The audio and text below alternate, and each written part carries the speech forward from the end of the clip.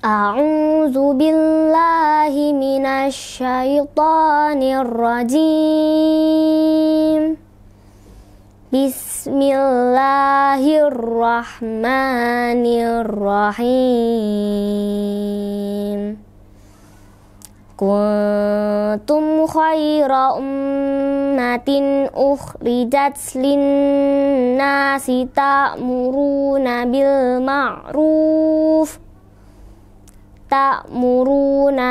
ma'rufi wa tanhauna 'anil munkar wa tu'minuna billah. Walau amana ahlul kitabi lakana khairal lahum minhumul mu'minuna wa aktsaruhumul fasiqun. Shadaqallahul azim.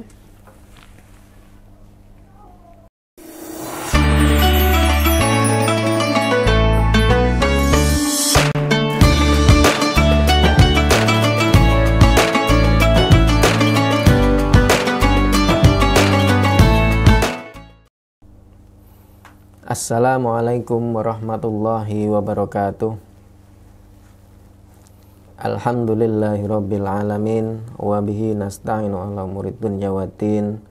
Wassalatu wassalamu ala asrofil anbiya'i wal mursalin wa ala alihi wa sahbihi ajma'in. Amma ba'du. Pertama-tama marilah senantiasa kita panjatkan puja dan puji syukur kehadirat Allah Subhanahu wa taala yang telah memberikan kesempatan kepada kita untuk menggunakan segala fasilitas yang ada di muka bumi ini untuk kita nikmati secara bersama-sama. Kemudian sholawat serta salam selalu tercurahkan kepada junjungan kita Nabi besar Muhammad SAW, sehingga kita bisa dianggap dan disebut umat serta pengikut beliau di hari kiamat kelak. Amin, amin ya robbal alamin. Anak-anakku sekalian, kaum muslimin yang dirahmati Allah, pada kesempatan yang berbahagia ini Pak Wi ingin berbagi ataupun ingin membahas tentang bertakwa. Apa itu takwa? Ya. Takwa itu tak asing lagi ya bagi kita. Sering kita dengar banyak orang yang menggaungkan ataupun mengucapkan takwa, takwa dan takwa. Lalu apa artinya takwa yang sesungguhnya itu?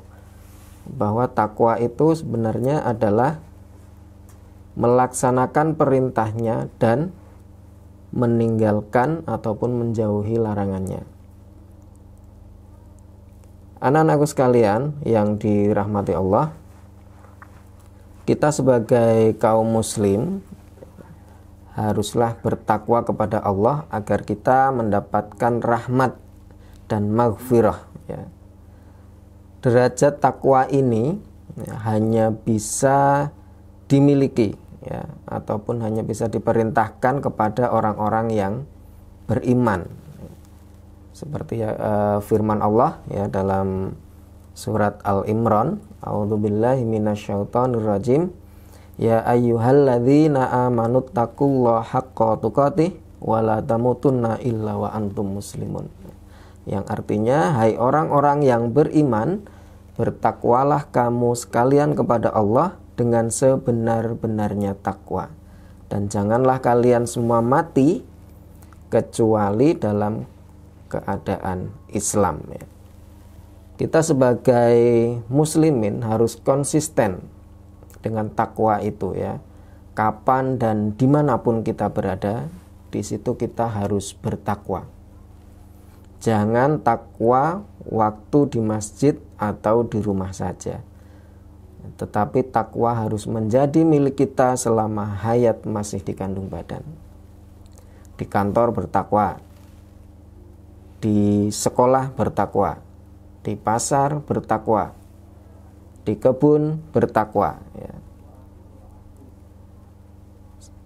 Jadi tidak ada ataupun ya di tempat lain kecuali di masjid tadi yang kita bahas itu gosip lah ini. Hati-hati ya anak-anak sekalian. Gosip ini juga bisa mengurangi kadar takwa kita. Jadi hati-hati. Kalau di kantor kita sudah bertakwa, insya Allah nanti tidak ada perbuatan-perbuatan yang dilarang oleh Allah. Misalnya korupsi ya kalau di kantor ya. Kalau di sekolah anak-anak kalau bertakwa ya berarti harus memanfaatkan, belajar sungguh-sungguh ya, mematuhi perintah guru, tidak cengengesan ya istilah. Itu salah satu ciri-ciri orang yang bertakwa. Kalau anak-anak di sekolah ya harus memanfaatkan waktu untuk belajar sebaik mungkin. Anak-anakku sekalian yang dirahmati Allah, lalu pertanyaannya ya sekarang apa? Lalu bagaimana kita untuk mengetahui bagaimana ciri-cirinya orang yang bertakwa atau tanda-tanda orang yang bertakwa? Tandanya apa ya? Dalam surat Al-Baqarah ayat 34 ya, di situ dijelaskan ada beberapa tanda-tanda orang bertakwa ya. Di antaranya yaitu satu, orang yang percaya kepada hal-hal yang gaib, percaya adanya surga dan neraka, percaya adanya jin dan setan ya. Yang kedua itu adalah orang-orang yang mendirikan sholat ya. Kenapa di sini mendirikan ya? Karena yang dimaksud dengan mendirikan itu adalah menjalankan secara berkesinambungan dan terus-menerus ya, serta diaplikasikan ya pelajaran-pelajaran yang didapat dari sholat itu dalam kehidupan sehari-hari ya. Contoh, dalam sholat kita mengucapkan hanya Allah yang maha besar, selain Allah semuanya kecil. Jadi kembali ke masyarakat ataupun dalam kehidupan sehari-hari tidak boleh sombong ya. Kalau sudah sholatnya sudah bagus, insya Allah nanti akan terhindar dari penyakit-penyakit hati, contohnya sombong ya. Kemudian tanda yang ketiga itu adalah menginfakkan sebagian harta ya, hartanya yang Allah berikan kepada kita untuk dibelanjakan di jalan Allah ya.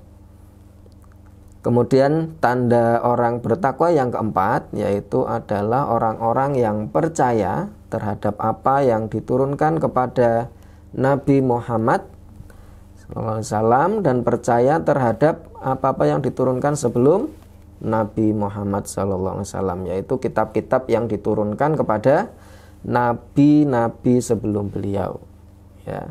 Jadi kalau sekarang bukan masa Taurat dan Injil lagi ya. Jadi kita yang wajib kita imani yang ataupun kita aplikasikan dalam sehari-hari itu adalah kitab Al-Qur'an ya. Jadi kitab Al-Qur'an itu adalah kitab yang penyempurna kitab-kitab sebelumnya sampai akhir zaman nanti ya. Kemudian tanda yang kelima adalah orang-orang yang percaya dan yakin akan adanya akhirat ya. Saya juga percaya akan adanya akhirat. Percaya bukan sekedar percaya ya, yang buta akan semakin buta, tetapi percaya membiaskan dalam kehidupan sehari-hari. Orang yang percaya akhirat itu jalannya tidak angkuh. Orang yang percaya akhirat itu ngomongnya ya, bicaranya tidak asal-asalan ya, tetapi mereka percaya akhirat itu gaya hidupnya betul-betul dipertimbangkan atau berhati-hati ya.